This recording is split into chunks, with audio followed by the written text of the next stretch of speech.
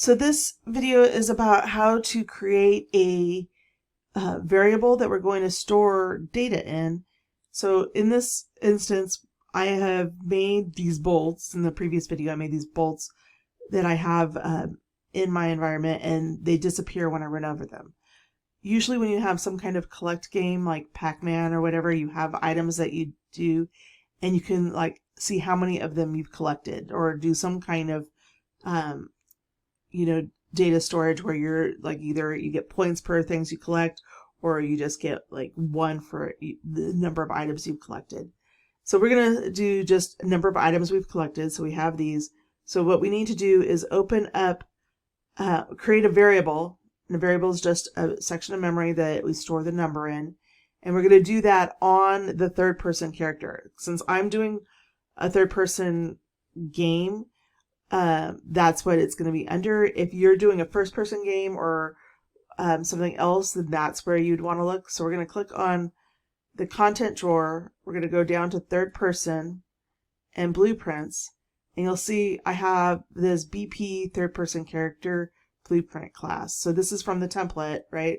So if I double click it, it should, or right click it and edit it, it opens up to that character. And what we want to do is, you can leave it on this, but on the right hand side, you'll see it has options for this, and there are different things you can do for manipulating this blueprint. And one of them is called variable. And so if you just hit the little plus sign for variable, it's going to give you a new variable that is associated with this character, right? So the character is the thing collecting the bolts, and so that's why that's where we're going to keep the data. And I'm going to call this count or collect count.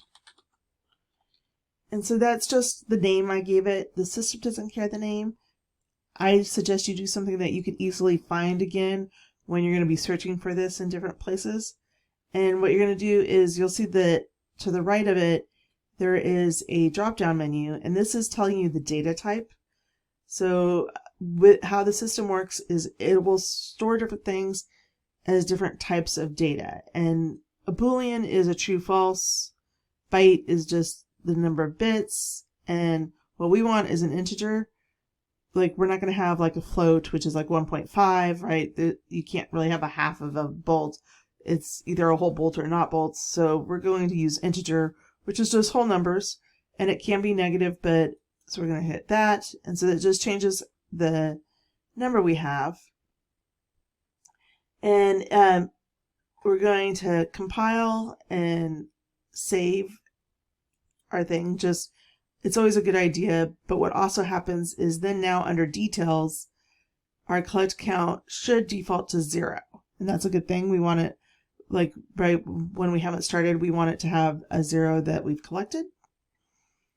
And now we're going to go back to bolt, and we have here, and now we need to add some logic, right? So right now we're just printing it when we collect a bolt and we destroy it. What we want to do now is also add that. So what we're going to need to do is we need to add the third person to our environment, because that is where the variable that we created is. So we're going to want to cast to third person. So right, we're casting to the third person. What this means is we're like going and finding in all of our system, we have this third person. We want to add them to our environment so that we can get that variable off of them. So now, as this third person, what we want to do is, it says down here as BP third person character. If we click from that, and we're going to place a new node, easy for me to say node, what we want to do is look for that collect count that we made. This is why having a name that is unique is helpful, because we can get that information just by, we could search for it easy. So right, so what we want to do is get the count, right? So right, get means we're getting the value out of that spot, and then set is we're setting the value to whatever we want. And so we're getting the count, and then we want to add, right? Add to that, and if you type in add, you'll see that there's multiple adds. We're going to do operators. We're going to add, and we're just going to add 1, right?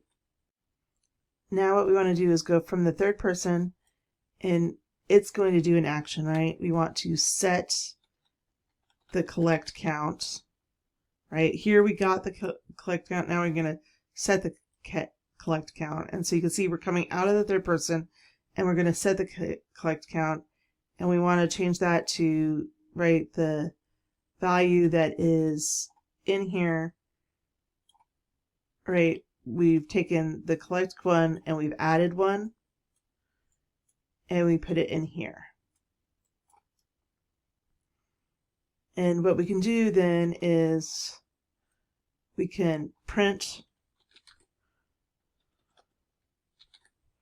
the string, and what I want to do is print the value that it is, just so I can see, and you'll see what I did was, I'm going to do that again, so I'll show you, right? I'm going to take from the set collect count, I'm going to drag that out and put it into our string, and you'll see that it automatically made this little extra node here, this extra blueprint, where I have the green coming in and the pink going out. That's saying that we're taking the variable that we have here, and it is a integer, and we need a string for it here, so it's converting it to a string. And this is just so that we could print it on the screen and we can see what we're doing. So we're going to hit compile.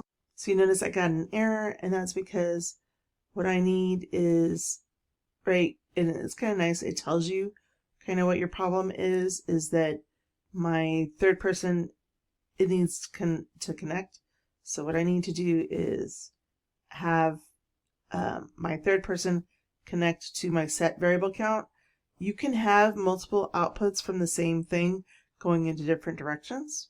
So we'll hit compile, and I'm also missing from this end, connecting the from my overlap, right, to my object. So we do that and hit compile, and so now that is there.